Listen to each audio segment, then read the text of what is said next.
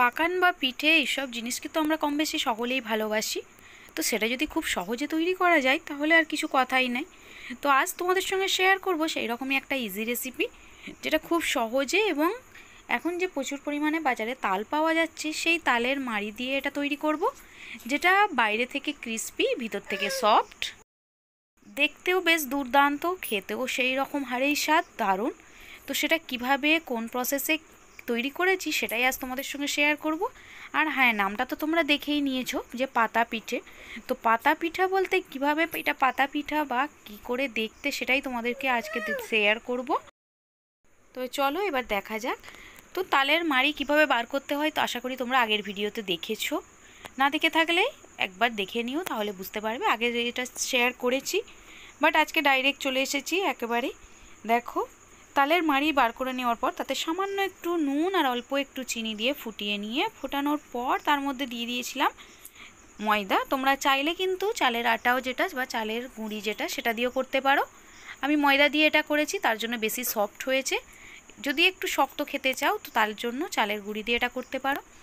তো দিয়ে খুব ভালো করে মিশিয়ে একটা হাতার সাহায্যে নেড়ে চেড়ে এই যে আটাটা দেওয়ার পর খুব ভালো করে হাতার সাহায্যে একটু নাড়াচাড়া করে এইভাবে মাখামাখি করে নিতে হবে। নেওয়ার পর দেখবে একটা সুন্দর খামির যেটাকে বলে সেটা তৈরি হয়ে যাবে। খামিরের প্রসেস তোমরা জানো জল দিয়ে, তো তালের মাড়ি দিয়ে কিভাবে করতে হয় সেটাও বলে দিলাম। নেক্সট আমার লাগছে দেখো পাতা। তো আমি এখানে দেখো পেয়ারা পাতা নিয়েছি। 4টে পেয়ারা পাতা দিয়েই এটা সম্ভব, 4টে নাও লাগতে পারে, দুটোতেও হয়ে যায়। নেক্সট দেখো খামিরটা করে নেওয়ার পর আমি ছোট ছোট করে এইভাবে বল আকারে কেটে নিয়েছি। নেওয়ার পর হাতের তালুতে অল্প একটু তেল অথবা বাটার এসব লাগিয়ে একটু এইভাবে প্রেস করে রাউন্ড শেপের এগুলো চ্যাপটা করে নিতে হবে। দেখো এইভাবে একটু চেপে চেপে দিয়ে চ্যাপটা আকার করে নিতে হবে। নেওয়ার পর আবারও উপরে একটু তেল লাগিয়ে দিয়ে দেখো এইভাবে পাতা দিয়ে একটু চেপে চেপে ডিজাইনটা করে নেবে।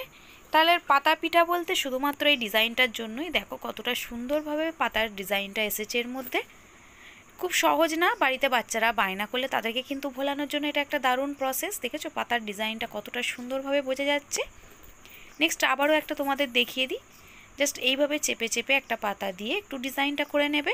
তোমরা চাইলে কিন্তু পাতার মাপে বড় বড়ও করতে পারো। নেক্সট চলো, ওভেনের মধ্যে একটা কড়াই বসিয়ে দিয়েছি। পাতার ডিজাইনটা দেখেছো কতটা সুন্দরভাবে বোঝা যাচ্ছে।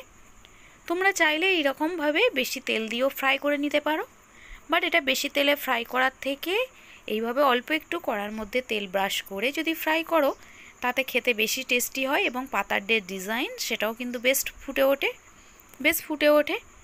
দেখো কতটা সুন্দর হয়েছে ডিজাইনটা, দেখেছো? চলো ফ্রাই করে নিয়ে এবার প্লেট আউট করে তোমাদের দেখাই। দেখো কতটা সুন্দর হয়েছে পাতার ডিজাইনটা, জাস্ট দেখো, ভালো লাগছে না? খেতে কিন্তু দারুণ টেস্টি। সঙ্গে যদি এরকম ভেজিটেবলসের একটা যে কোনো তরকারি থাকে সেটা দিয়ে কিন্তু তোমরা এটা চটজলদি খেতে পারো, অথবা শুধুমাত্র তালের এই বড়া অথবা তালের পাতা পিঠাও বলতে পারো। এটা শুধু খেতেও কিন্তু বেশ ভালো লাগে। তোমরা চাইলে তোমাদের পছন্দ মতো এটা খেয়ে দেখবে, আশা করি তোমাদেরও ভালো লাগবে। তো বন্ধুরা, দেখতে দেখতে ভালো লাগলে অবশ্যই কিন্তু আমার চ্যানেলটিকে সাবস্ক্রাইব করো, আমার পাশে থেকো, আর প্রচুর পরিমাণে ফ্রেন্ডস অ্যান্ড ফ্যামিলির মাঝে শেয়ার করো যাতে সকলে দেখার সুযোগ পায়। বাই, সকলে ভালো থেকো, সুস্থ থেকো, অ্যান্ড বি কেয়ারফুল।